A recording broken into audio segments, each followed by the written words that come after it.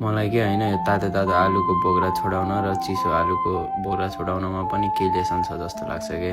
All right guys, म चाहिँ बिहानै उठेर गाडीमा चढेर पसलतिर लागे। अगाडिको कुर्सी टेबलहरू चाहिँ अलरेडी मिलिसकेको थियो अनि पछाडि किचन जाँदाखेरि चाहिँ निम्कीको सस र चाउमिनको लागि चना पाकिरहेको थियो। फटाफट लाफिङको सेक्सन सेटअप गरे। आलु बोइल हुँदै थियो, उबरको अर्डर आउन थाल्यो। हिजो पनि उबर एकदमै बिजी थियो अनि यो चाहिँ लाफिङको सेक्सन सेटअप गरिसकेपछिको। अनि यहाँ चाहिँ हामीले अब फुडहरू सर्भ गर्न थाल्यौँ। मलाई फेरि अनि लाफिङ बनाउनु पर्ने थियो, म लाफिङ बनाउँदै थिएँ।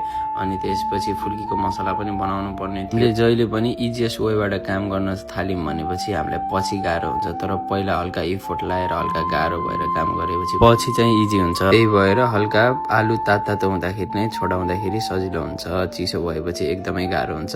त्यसपछि मलाई भोक लाग्यो। भोक लागिसकेपछि मैले खाएँ आज चिकन फ्राई राइस। मलाई फेरि फ्राई राइसको अचार छुट्टै हुन्छ, हाम्रो यस्तो मनपर्छ नि, ओ माई गड कै हो क्या।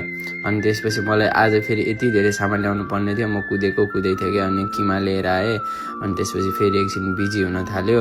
अनि त्यसपछि फेरि यो हाम्रो ससेज स्याफालेहरू पाक्दै थियो, खाना पनि सर्भ गरिरहेको थियो। निम्की पनि हामीले फेरि आफै फ्रेसली बेचेर आलु निम्कीमा बेच्छौँ। अनि हाम्रो चाहिँ यहाँ साँझ माइजू अनि माइजूको मम्मी अनि समीक्षा दिदी भिनाजुहरू आउनु भएको थियो। किमा मोल्नको लागि फेरि प्याज सकिया रहेछ, म फेरि कुदे प्याज लिन। प्याज पनि छिलिसकेँ। प्याज छिलिसकेर म लागेँ किमा मोल्न। किमा मोले यस्तो खतरासँग मोले कि नुन मसलाहरू सब मिक्स हुने तरिकाले मोले। राम्रोसँग नमोलेर नुन कतै धेरै भयो भने त फेरि गैली भेज पानीमै हुन्छ। क्लोजिङ गर्ने बेला पनि भयो अनि फोहोर सबै फ्यालेर कुर्सी टेबल मिलाएर भ्याकुम लाएर मप लाएर म लागे घरतिर। Have a good night guys, thank you for watching.